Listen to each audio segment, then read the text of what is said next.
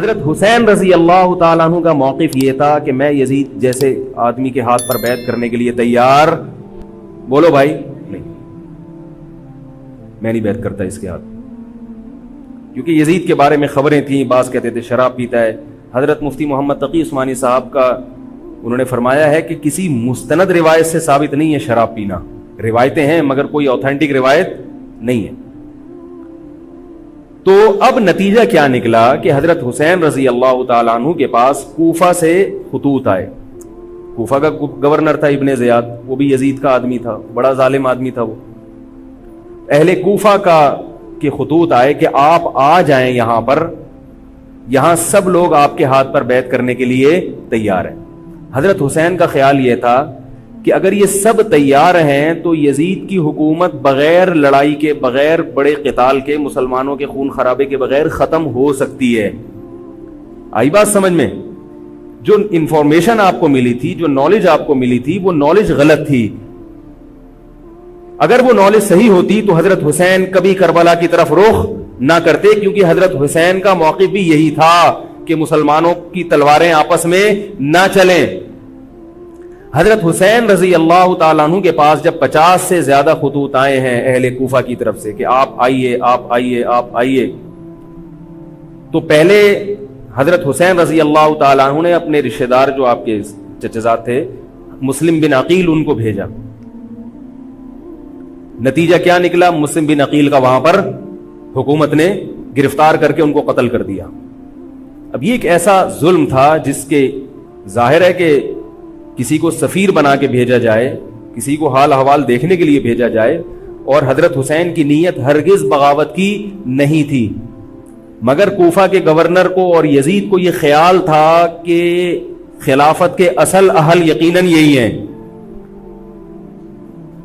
کہیں ایسا تو نہیں ہے کہ یہ امیر بننا چاہتے ہیں، یہ خلیفہ بننا چاہتے ہیں۔ ایک خوف اس کے دل میں بیٹھ گیا تھا، ایک لاشعور میں خوف ہوتا ہے نا، انسان کے دل میں بیٹھ جاتا ہے کہ آپ 100 دفعہ بھی کہیں بھی میری یہ نیت نہیں ہے، مگر وہ ڈر رہا ہوتا ہے کہ یار یہ کچھ کر نہ لیں۔ تو جب مسلم بن عقیل کو شہید کیا گیا، حضرت حسین رضی اللہ تعالیٰ عنہ جا چکے تھے۔ جب حضرت حسین رضی اللہ تعالیٰ عنہ کوفہ کی طرف جا رہے تھے، بہت سارے صحابہ نے آپ کو منع کیا، جن میں عبداللہ ابن عمر رضی اللہ تعالیٰ عنہ بھی تھے، عبداللہ ابن عباس رضی اللہ تعالیٰ عنہ بھی، کہ آپ یہ کام نہ کریں۔ بعض نے تو کہا کہ ہمیں آپ کی شہادت کا یقین ہے، کیونکہ جس حالات میں آپ جا رہے ہیں حکومت یہ سمجھے گی کہ بغاوت کرنے آ رہے ہیں، لہذا وہ آپ کو کیا کرے گی؟ اس بیس پہ قتل نہیں کرے گی کہ آپ نواسہ رسول ہیں، کیونکہ وہ بھی مسلمان تھے، اس بیس پہ قتل کرے گی کہ آپ کی نیت کیا ہے، حکومت کے خلاف بغاوت۔ تو ان کے پاس ایک اپنے آپ کو برحق ثابت کرنے کے لیے ایک دلیل ہوگی کہ حکومت کا باغی جو بھی ہو اسے کیا کر دو؟ قتل۔ رسول اللہ صلی اللہ علیہ وسلم نے فرمایا، صحیح حدیث ہے، کہ جب مسلمان کسی ایک امیر پہ جمع ہو جائیں تو اس کے خلاف جو بھی اٹھے، نبی نے فرمایا اس کو قتل کر دو، کائنم من کان، چاہے وہ اس کے خلاف اٹھنے والا کتنا ہی نیک کیوں نہ ہو۔ یہ حدیث کے الفاظ ہیں۔ حضرت حسین کا موقف یہ تھا کہ میں نے ابھی تک یزید کی خلافت اور حکومت کو تسلیم نہیں کیا، لہذا میں اس وعید میں داخل نہیں ہوں۔ اب ہوا یہ کہ حضرت حسین رضی اللہ تعالیٰ عنہ جب گئے ہیں اور کربلا کے مقام پہ پہنچے ہیں، تو وہاں آپ رضی اللہ تعالیٰ عنہ کو مسلم بن عقیل کی شہادت کا بھی پتہ چلا، اور اندازہ ہوا، میں بہت شارٹ کر کے سنا رہا ہوں، اندازہ ہوا کہ حالات ایسے نہیں ہیں جیسے میں سمجھ رہا تھا۔ عبید اللہ جو ابن زیاد تھا بدبخت، اس نے حضرت حسین کو یہ کہا کہ بغیر کسی شرط کے حضرت حسین کو گرفتار کر کے لاؤ اور میرے ہاتھ پر بیعت کراؤ۔ یہ رسول اللہ صلی اللہ علیہ وسلم کے نواسے کی توہین تھی کہ آپ صلی اللہ علیہ وسلم کے نواسے ہیں اور ان کے ساتھ ایسے معاملہ کیا جائے جیسے ایک عام شخص کے ساتھ معاملہ کرتے ہیں، ان کو گرفتار کر کے معاذ اللہ گھسیٹ کے لاؤ اور میرے ہاتھ پر بیعت پر کیا کرو، ان کو مجبور کرو۔ حضرت حسین رضی اللہ تعالیٰ عنہ کا کربلا کے میدان میں موقف یہ تھا کہ میں اگر بیعت ہوں گا تو ڈائریکٹ یزید کے ہاتھ پہ بیعت ہوں گا جو مسلمانوں کا خلیفہ ہے، ابن زیاد کے ہاتھ پر بیعت نہیں ہوں گا۔ یہ بھی اس تاریخ کا ایک اہم پہلو ہے کہ حضرت حسین نے کوفہ جانے کا ارادہ ترک کر دیا اور کربلا سے شام جانے کا آپ رضی اللہ تعالیٰ عنہ نے ارادہ کر لیا. اور بعض مورخین نے لکھا ہے کہ حضرت حسین جو واپس آ رہے تھے تو وہ کربلا سے گزر رہے تھے, وہ واپسی کا راستہ ہی شام کا راستہ ہے. نہیں یاری بات میرا خیال ہے سمجھ, وہ جس ٹریک پر چل رہے تھے وہ راستہ کون سا ہے, وہ شام کو جاتا ہے. یہ اس کی علامت ہے کہ آپ یزید سے ملاقات کے لیے, مذاکرات کے لیے تیار, بولو بھائی, ہو چکے تھے کہ میں خود براہ راست یزید سے مل کے حال احوال دیکھتا ہوں, اگر مجھے سمجھ میں آیا تو میں اس کے ہاتھ میں بیعت ہو جاؤں گا. حضرت حسین رضی اللہ تعالی عنہ کا مقصد حکومت کے خلاف تلوار اٹھانا, بولو بھائی, نہیں تھا, ورنہ وہ اس کے لیے تیار نہ ہوتے. مگر جو ابن زیاد تھا اس نے حضرت حسین رضی اللہ تعالی عنہ اور آپ کے ساتھ جتنے اہل بیت تھے ان پر ظلم یہ کیا اس بدبخت نے کہ اس نے انہیں شام جانے کا راستہ نہیں دیا, اور اس میں اپنی توہین محسوس کی کہ میرے ہاتھ پر بیعت کیوں نہیں ہو رہے, اور لشکر بھیجا جس لشکر نے چاروں طرف سے حضرت حسین رضی اللہ تعالیٰ عنہ کو گھیرا. حضرت حسین نے کہا کہ میں عزت کی جو موت ہے اس کو ذلت کی زندگی پر ترجیح دیتا ہوں. کوئی بھی غیرت مند ہوتا تو اس وقت یہی کرتا کہ بھئی جب میں اپنے دعوے سے بھی دستبردار ہو گیا اور میں شام جانے کے لیے بھی تیار ہو گیا, اب میرا راستہ روکنے کی کیا حقیقت ہے. اللہ تعالی کوفہ کے گورنر کے ذریعے حضرت حسین کا قتل کروانا چاہتے تھے تاکہ اس کی بدبختی ساری دنیا کے سامنے ظاہر ہو جائے. اگر حضرت حسین پھر بھی تلوار چلاتے, پھر بھی لڑتے, تو حضرت حسین پر یہ الزام لگایا جا سکتا تھا کہ معاذ اللہ آپ باغیوں میں ہیں. تو اللہ تعالیٰ نے اپنے نبی کے نواسے کو اس الزام سے محفوظ رکھا اور آپ نے لڑائی کا ارادہ ترک کر دیا. حضرت حسین نے کربلا کے میدان میں جو لڑائی لڑی ہے وہ اقدامی لڑائی نہیں تھی, وہ دفاعی لڑائی تھی. دیکھو جب حکومت آپ کو گھیر لے چاروں طرف سے, آپ کہیں ٹھیک ہے بھائی میں لڑائی سے دستبردار ہوتا ہوں, مجھے میرے گھر جانے دو. حضرت حسین کا ایک مطالبہ یہ بھی تھا کہ یا تو مجھے واپس جانے دو مدینہ, میں جہاں سے آیا ہوں وہیں جا رہا ہوں واپس, مکہ جانے دو یا مدینہ جانے دو. ان کا ایک مطالبہ تھا کہ نہیں, ان کو گرفتار کر کے لاؤ اور زبردستی ہمارے ہاتھ پر بیعت کراؤ. یہ ظلم تھا. نتیجہ کیا نکلا ہے کہ کربلا کے میدان میں آپ کو گھیر کر آپ کو بھی شہید کر دیا گیا, اور جتنے اہل بیت تھے مرد سوائے امام زین العابدین کے جو حضرت حسین رضی اللہ, حضرت حسن کے بیٹے تھے, ان کے علاوہ جتنے بھی اہل بیت تھے ان سب کو قتل کر دیا گیا. اور یہ اسلامی تاریخ پر ایک بدنما داغ ہے یہ واقعہ کہ ایک اسلامی حکومت تھی اور اس کے اسلامی حکمران تھے, اور ان حکمرانوں کے ہاتھوں محمد صلی اللہ علیہ وسلم کے نواسے کا سر جو ہے وہ گردن اڑائی گئی ہے. مجھ سے خدا کی قسم یہ الفاظ ادا نہیں ہو رہے, میں اپنے جذبات پہ بہت زیادہ کنٹرول کر رہا ہوں.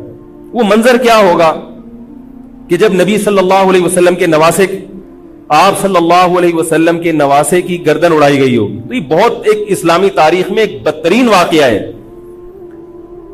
لیکن بات یہ ہے کہ جب یہ واقعہ ہو گیا اور قتل کر دیا گیا, باقی جتنے بھی جو زندہ بچے تھے اہل بیت وہ یزید کے پاس لے جائے گئے. روایات میں آتا ہے کہ یزید نے ان کا اکرام کیا اور ان کو عزت کے ساتھ تحفے تحائف دے کر واپس کیا. یہ جو کربلا کے واقعات میں جو ظلم کی داستانیں اضافی بیان کی جاتی ہیں, اس کا مستند تاریخی روایات سے کوئی ثبوت, بولو بھائی, نہیں ملتا. اب لوگوں نے اپنی دکانیں چمکا لی ہیں, پانی نہیں تھا, کئی دنوں سے کھانا نہیں ملا. صحیح روایات سے ثابت ہے کہ حضرت حسین رضی اللہ تعالیٰ عنہ کربلا کے میدان میں وضو کر کے نماز پڑھتے تھے, تو پانی تھا تو. اور بعض نے یہ کہا کہ اہل بیت کی عورتوں کی عزتیں اچھالی گئی ہیں. آپ اس طرح کی باتیں کر کے اہل بیت سے محبت کا اظہار کر رہے ہو یا ان کی توہین کر رہے ہو؟ بولو بھائی. اگر کوئی عزت دار پاک دامن عورت ہو, بالفرض اس کی عزت پہ ڈاکہ ڈلتا ہے, بالفرض, تو آپ اس بات کو چھپاؤ گے نا, آپ جھوٹ بولو گے, بولو گے نہیں بھائی اس کی عزت پہ کوئی آنچ نہیں آئی ہے. کیونکہ جب عورت کی عزت کو آپ کوئی تار تار کر دے اور آپ ممبر پہ بیٹھ کے اس کو بتا دو, تو وہ عزت تار تار ہونے سے اتنی بے عزتی نہیں ہوگی جتنی اس بات کو بیان کرنے سے اس کی بے عزتی ہوگی. حقیقت یہ ہے کہ کسی مستند روایت سے ثابت نہیں ہے کہ اہل بیت کی عورتوں کی عزتوں کو اچھالا گیا. وہ نبی کے گھرانے کی عورتیں تھیں, ان کا ناخن بھی کوئی نامحرم مرد نہیں دیکھ پاتا تھا. دوپٹہ اتر گیا زینب کا اور زینب کی چادر چھن گئی. یہ سب غلط ہے, یہ سب من گھڑت باتیں ہیں. چونکہ وہ بہرحال مسلمان تھے جو حضرت حسین کے خلاف لڑ رہے تھے, ظالم تھے, اس میں کوئی شک نہیں ہے. اس سے بڑا ظلم اس کائنات میں ہوا نہیں ہوگا کہ ایک شخص جو اپنے آپ کو مسلمان کہتا ہے اور وہ نبی کے نواسے کو قتل کر دے اور اہل بیت کو قتل کر دے. اسلامی سیاست میں اتنی گندی تاریخ ہمیں کبھی بھی نہیں ملتی. حضرت عثمان کا بھی قتل ہوا, وہ بھی بہت بڑا ظلم تھا, مگر یہ ظلم اس ظلم کی نوعیت سے بڑھ کر تھا, کیونکہ حضرت عثمان کا قتل حکومت کے ہاتھوں نہیں ہوا ہے, باغیوں کے ہاتھوں ہوا ہے. یہاں حضرت حسین کا قتل کس کے ہاتھوں ہوا ہے؟ حکومت کے ہاتھوں ہوا ہے, جس پر لوگ بیعت کر چکے تھے. تو یہ اسلامی تاریخ میں ایک بہت بڑا بدنما داغ ہے, مگر اس کو بیان جس انداز سے کیا جاتا ہے اور جتنے قصے کہانیاں من گھڑت سنائے جاتے ہیں ان کا حقیقت سے تعلق نہیں ہے. ہماری نظر میں چاہے پانی بند کیا ہو یا نہیں کیا ہو, کھانا ملا ہو یا نہیں ملا ہو, ہماری نظر میں حضرت حسین رضی اللہ تعالی عنہ کا سر قلم کر دینا ہی کائنات کا بدترین ظلم ہے. یہی ایسا ظلم ہے کہ جس پر جتنا غم کیا جائے کم ہے. غم منایا نہیں, غم کیا جائے. منانا الگ چیز ہے, غمزدہ ہونا الگ چیز ہے. لیکن جو آگے اس میں تڑکا لگایا جاتا ہے اس کا حقائق سے تعلق بولو بھائی نہیں ہے.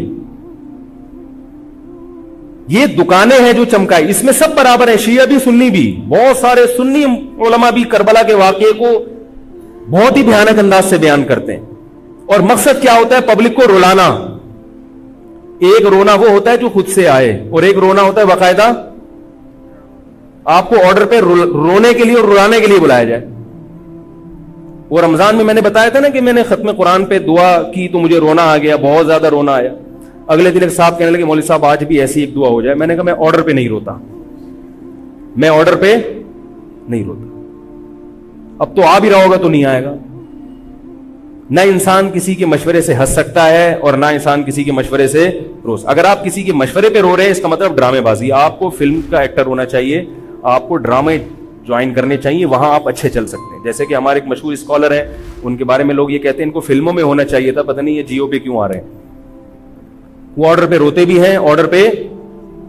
اب چونکہ یوٹیوب کا دور ہے, میں پہلے جو کربلا کے واقعات جو لوگ بیان کرتے ہیں ان کی تقریریں نہیں سنتا تھا. اب کیا ہوتا ہے, بعض دفعہ بیٹھے ہوئے ہیں کہیں سفر پہ جا رہے ہیں تو یوٹیوب کی ویڈیو ہم نے کہا چلو یار ہم بھی سن لیں. ایسی چہک چہک کے منہ بنا بنا کے گھما گھما کے تقریریں ہوتی ہیں, لگتا ہے کہ یہ باقاعدہ ایک ڈرامہ ہے, اداکار ہے, فنکار ہے جس کو ڈرامے بازی کے لیے یہاں. یہ حضرت حسین کی شہادت کو کیش کرا رہے ہیں. یہ حضرت حسین سے محبت کرنے والے نہیں ہیں, یہ ان کی شہادت کو دیکھو. اس کی مثال ایسے جیسے کوئی محلے میں مر گیا, کسی سیٹھ کا بیٹا مرا, اب آپ کو سیٹھ سے قرضہ چاہیے تو سب سے زیادہ آپ روگے نا, تاکہ سیٹھ صاحب سمجھیں کہ محبت سب سے زیادہ کس کو ہے؟ آپ کو. تو آپ اس کی بیٹے کی موت کو کیا کرا رہے ہو؟ کیش کرا رہے ہو. بعض لوگ کسی کی شہادت کو کیش کراتے ہیں, کسی پہ ظلم کو کیش کراتے ہیں. تو میں پھر عرض کروں کہ بہت بدترین واقعہ ہے حضرت حسین رضی اللہ تعالیٰ عنہ کا سر لے جایا گیا یزید کے پاس. یزید بدبخت نے چھڑی سے آپ کے ہونٹوں کو چھوا. وہاں صحابی رسول نے فرمایا کہ ایسا مت کرو. فرمایا اللہ کی قسم میں نے ان ہونٹوں پہ بارہا محمد صلی اللہ علیہ وسلم کے ہونٹ رکھے ہوئے دیکھا ہے. بارہا میں نے دیکھا ہے کہ محمد صلی اللہ علیہ وسلم نے ان ہونٹوں کا بوسہ لیا ہے. بارہا میں نے دیکھا ہے. ان صحابی کے دل پہ کیا گزر رہی ہوگی جو حضرت حسین کے ساتھ یہ حرکت دیکھ رہے ہوں گے, جبکہ اسی حسین کو انہوں نے بارہا نبی کی گود میں بھی دیکھا اور بارہا نبی کے ہونٹوں کو بھی ان ہونٹوں سے مس ہوتے ہوئے دیکھا. تو جب یہ سر ان کے سامنے رکھا ہوگا اور اس کے ساتھ یہ حرکت ہو رہی ہوگی, ان صحابی کے جذبات کیا ہوں گے. مگر اس کے باوجود جو بتانے کی بات ہے جو میں بتانا چاہتا ہوں, انہوں نے یزید کے خلاف بغاوت نہیں کی کہ جس یزید نے حضرت حسین کا یہ حشر کر دیا ہو, اگر اس کے خلاف بغاوت ہوگی تو باقی مسلمانوں کا کیا حشر کرے گا. اس میں صبر کی تلقین بھی صحابہ نے بتائی ہے. کہ حاکم کے مظالم کو برداشت کیا جائے, زبان سے اس کو ہائی لائٹ کیا جائے کہ غلط ہو رہا ہے, تلوار نہ اٹھائی جائے. بات نہیں آ رہی میرے خیال ہے سمجھ میں, کیونکہ آج ایک واقعہ ہوا ہے ورنہ کربلا جیسے درجنوں اور واقعات ہو جائیں گے. تو صحابہ کرام کی سیرت میں ہمیں ہر طرح کے اسباق ملتے ہیں. تو میں یہ عرض کر رہا تھا کہ یہ ہے وہ کربلا کا واقعہ جس کا میں نے آپ کو خلاصہ بیان کیا. اس کے بعد کیا ہوا ہے کہ یہ جو بنو امیہ کی حکومت تھی, اس کی وہ ویلیو صحابہ کرام کے دل میں نہ رہی جو پہلے کسی حد تک برقرار تھی. یہ بہت ایک حکومت کے خلاف لوگوں کے دل میں بغض پیدا ہو گیا اور بالآخر بغاوتیں شروع ہوئیں. لیکن جمہور صحابہ کا موقف پھر بھی یہی تھا کہ حکومت کے خلاف بغاوت جائز, بولو بھائی, نہیں. اور اسی طرح کے ظالم لوگ آتے رہے اور انہی کی اولادوں میں بنو امیہ میں اللہ نے پھر عمر ابن عبدالعزیز کو پیدا کیا. عمر ابن عبدالعزیز بھی انہی ظالم لوگوں کی اولاد تھے, مگر اسلام چونکہ قیامت تک رہنے کے لیے آیا ہے تو اللہ کو اپنا دین محبوب ہے, اللہ غیب سے انتظام کرتے ہیں. عمر ابن عبدالعزیز جیسے ہی حکومت میں آئے ہیں, خلیفہ بنے ہیں, آپ رضی اللہ تعالی عنہ نے وہ بنو امیہ کی جو جاہلانہ چیزیں تھیں ان سب کو ختم کر دیا. حکومتی ملکیت کو جو ذاتی خزانہ لوگ سمجھنا شروع کر دیا تھا اس کو ختم کیا. عمر بن عبدالعزیز کی ایک تاریخ ہے, ان کو 5واں خلیفہ راشد کہا جاتا ہے. علم حدیث کو مرتب کیا گیا, فقہ کو مرتب کیا گیا, حدیث کا علم ضائع ہو رہا تھا. آپ نے حکم دیا کہ اکتب ما کان من حدیث رسول اللہ صلی اللہ علیہ وسلم فإنی اخاف ضیاع العلم والعلماء. فرمایا مجھے علم اور علماء کے ضائع ہونے کا خطرہ ہے, محمد صلی اللہ علیہ وسلم کی حدیثوں کو ریٹن فارم میں لایا جائے. تو باقاعدہ پھر حدیث کو باقاعدہ جمع کیا گیا کتابوں کی شکل میں, اور آج ہمارے پاس وہ حدیث محفوظ ہیں. فقہاء کرام کا دور آیا تو اللہ تعالیٰ نے حضرت عمر بن عبدالعزیز کے دور میں امت کو الحمدللہ دوبارہ جمع کر دیا. عمر بن عبدالعزیز کے بعد پھر بغاوتیں ہوئیں, بالآخر بنو امیہ کی حکومت کا خاتمہ ہوا, بنو عباس کی حکومت آئی. مگر بنو عباس کی حکومت آنے سے بنو امیہ کی حکومت مکمل ختم نہیں ہوئی. وہی ہوا کہ آپ نے اچھی نیت سے بغاوت کی مگر اس کا نقصان زیادہ. وہ کیا ہوا, بنو امیہ بھاگ گئے, اندلس میں حکومت قائم کر لی, اور ادھر بنو عباس کی. تو یہ تاریخ میں پہلا واقعہ تھا کہ اسلامی خلافت 2 حصوں میں ڈیوائیڈ ہو گئی. اس کے بعد آج تک ایک جگہ مسلمان جمع نہیں ہو سکے. کیوں؟ مسلمانوں نے اس حدیث کی مخالفت کی کہ امیر کے خلاف بغاوت, بولو بھائی, نہیں کرو. اب میں آپ سے ایک بات کہتا ہوں کہ بالآخر ڈیوائیڈ ہوتے ہوتے ہوتے ہوتے آج پتہ نہیں کتنے سارے اسلامی ملک بن گئے. پاکستان میں الگ ہے, سعودی عرب کی پالیسیاں الگ ہیں, دبئی الگ چل رہا ہے, قطر اور سعودیہ کا پھڈا ختم نہیں ہو رہا. 1920 تک تو پھر بھی خلافت عثمانیہ تھی, اگرچہ پوری دنیا پہ نہیں تھی. ہندوستان میں الگ حکومت تھی, خلافت عثمانیہ الگ تھی, اندلس میں الگ حکومت تھی, مگر پھر بھی مسلمانوں کی 3-4 بڑی بڑی حکومتیں تھیں جو ایک اور کسی حد تک ان میں اتحاد تھا. 1920 میں وہ بھی ختم, اور اتنے سارے ممالک وجود میں آ گئے, سب کی الگ الگ پالیسیاں ہیں. اب جو آدمی خلافت کے نام پہ جہاد کی بات کرتا ہے وہ لوگوں کو ایک امیر پہ جمع نہیں کرے گا.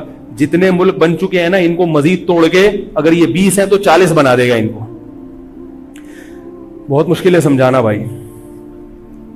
اب اگر کوئی کہتا ہے نا ظالم حاکم کے خلاف تحریک چلاؤ, آؤ ہمارے ساتھ مسلح بغاوت میں شامل ہو, ہم حکومت کے خلاف تلوار اٹھائیں گے, تو نتیجہ کیا نکلے گا؟ یہ سارے مل کے ایک امیر نہیں بن جائیں گے. یہ اگر 20 ہے نا تو کتنے ہو جائیں گے؟ بولو بھائی, 40. جیسے جو جماعت المسلمین بنی نا کہ 4 فقہ ہیں, حنفی, شافعی, مالکی, ہم نہیں مانتے, تو سب کو ختم کرو, ایک بناؤ. تو اس ایک بننے سے یہ ختم نہیں ہوئے, بلکہ 4 کے بعد کتنے آ گئے؟ 5 ہو گئے. نہیں آ رہی بات میرا خیال؟ آ رہی ہے الحمدللہ. اور بھی جو بھی اس کی باتیں کر رہے ہیں نا, امت کو اتحاد کے لیے آ جاؤ, میرے پاس آ جاؤ, تو وہ 6واں بنا رہا ہے, 7واں بنا رہا ہے, پھر 8واں بنا رہا ہے, ایسے بنتے چلے آ رہے ہیں. او بھائی جو ہے وہاں بریک لگا دو, اللہ کا واسطہ روک دو ان کو, کوئی بات نہیں, 4 ہیں, جو جس کو فالو کرے ٹھیک ہے, کچھ نہیں ہوتا اس سے, ہمیشہ سے چلے آ رہے ہیں. تو اب اگر ایک خلیفہ نہیں ہے, ہونا تو چاہیے ایک ہی خلیفہ, نہیں ہے تو جو ہے اسی پہ گزارا کرو, ورنہ اس سے بھی جاؤ گے, تمہاری کوئی مضبوط طاقت اور قوت ہوگی نہیں. کافر جب چاہے گا تمہیں ٹیشو پیپر کی طرح استعمال کر کے پھینک دے گا. تو کربلا کے واقعہ سے ہمیں کیا سبق ملتا ہے؟